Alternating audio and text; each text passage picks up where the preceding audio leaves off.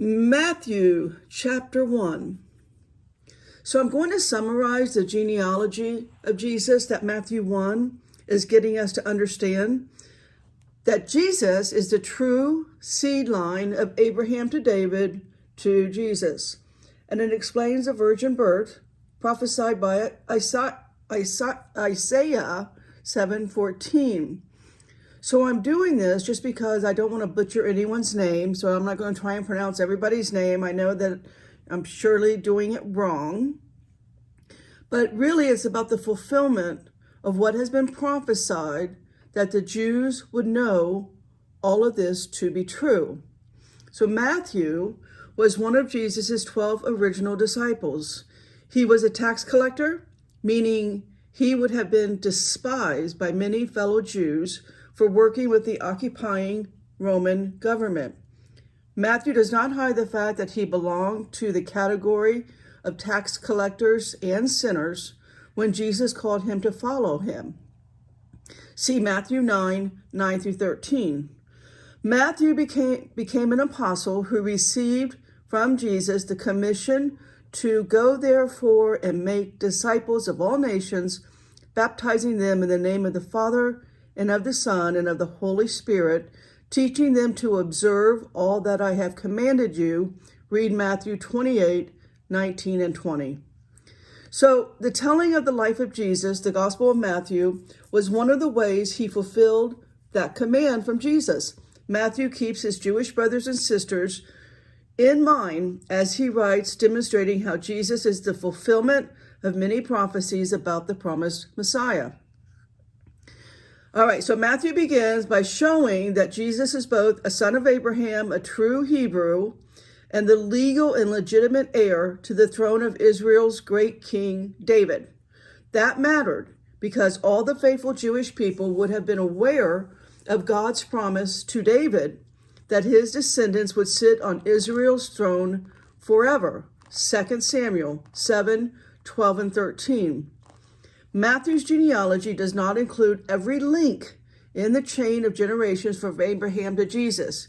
Instead, he groups those mentioned into three sets of 14 ancestors: Abraham to King David, David to Josiah, and the deportation of Israel to Babylon, and Jeconiah to Jesus, Matthew 1 to verse 17. Matthew mentions some unlikely names in his genealogy. This includes 5 women, several people famous for immorality, and more than one unfaithful king. Matthew's book never hides the sins of Israel's past, choosing to emphasize instead that Jesus came to save Israel from sin. Having established Jesus' legal right to be Israel's king, Matthew transitions to telling the story of his birth. Luke, in his gospel, tells that story mostly from Mary's point of view. Matthew looks at it through the eyes of Joseph, Mary's husband. Joseph discovers that the woman he is betrothed to Mary is pregnant, presumably by another man. Betrothal in Jesus' day was far more binding than engagement in modern times.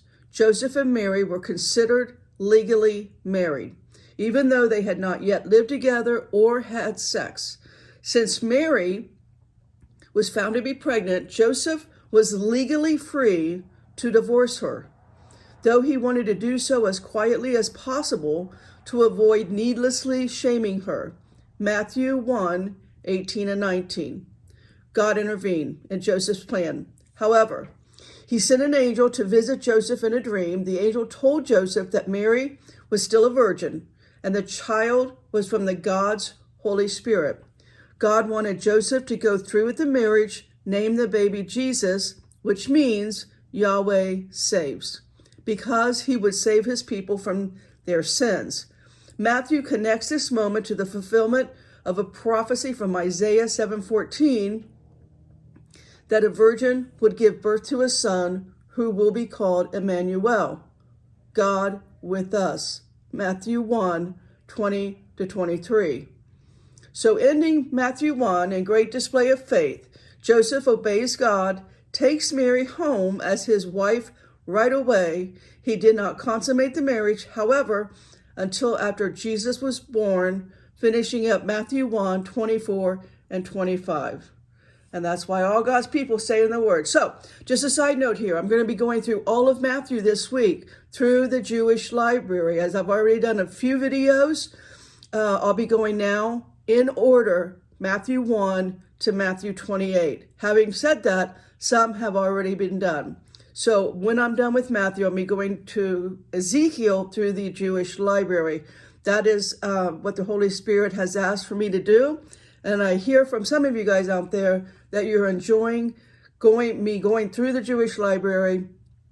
So it puts us back in the day when Jesus was teaching. It gives us an understanding of the culture and the, just who the audience of Jesus was. It puts us in that ancient world.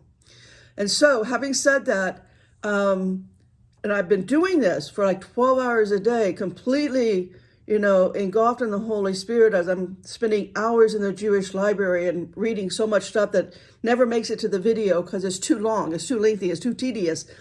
But it's really amped up my lucid dreaming. And it's scary. Last night's dream, I like jump out of bed because the lucid dreaming is so real. But all I can tell you is that last night, the amount of demonic, what should I say? Just how many people were filled with demons and were just taken to the streets. It was scary. So those of you in big cities, watch out and stay in the Word.